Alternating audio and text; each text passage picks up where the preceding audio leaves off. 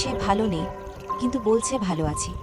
সে প্রতিদিন হাসে, ছবি তোলে, স্ট্যাটাস দেয়, আলহামদুলিল্লাহ ভালো আছি। কিন্তু সত্যি সে ভালো নেই। ডিপ্রেশন এমন এক অনুভূতি যা শব্দে বোঝানো যায় না। ভেতরে একটা অদৃশ্য ভার, যেন বুকের উপর পাথর চাপা। কারো সাথে কথা বলতে ইচ্ছে করে না, আবার একা থাকতেও ভয় লাগে। সব কিছু আছে, তবু কিছুই ভালো লাগে না। সকাল শুরু হয় ক্লান্তি দিয়ে, রাত শেষ হয় অদৃশ্য চিন্তায়। সবচেয়ে কষ্টের জায়গাটা জানেন, মানুষ ভাবে সে নাটক করছে, সে অলস, সে অতিরিক্ত ভাবছে। কিন্তু ডিপ্রেশন অলসতা না, এটা দুর্বলতা না, এটা ইমানের ঘাটতি না, এটা একটা মানসিক অবস্থা যেখানে মস্তিষ্কই নিজের বিরুদ্ধে দাঁড়িয়ে যায়। যে মানুষটা একসময় স্বপ্ন দেখত, সে এখন শুধু দিন পার করে। সে কাউকে বোঝাতে পারে না কেন তার ভিতরটা এত ফাঁকা লাগে। কখনো কখনো সে চুপ হয়ে যায়, কারণ ব্যাখ্যা দিতে দিতে ক্লান্ত। তাকে উপদেশ দরকার না, তার দরকার একজন মানুষ যে শুধু শুনবে। আমি আছি, এই দুইটা শব্দ অনেক বড় ওষুধ।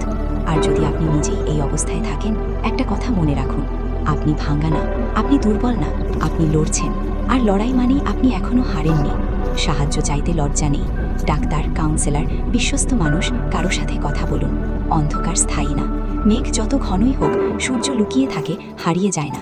আজ কারো কাছে জিজ্ঞেস করুন, তুমি সত্যি কেমন আছো? হয়তো সেই প্রশ্নটাই কারো জীবন বদলে দিতে পারে।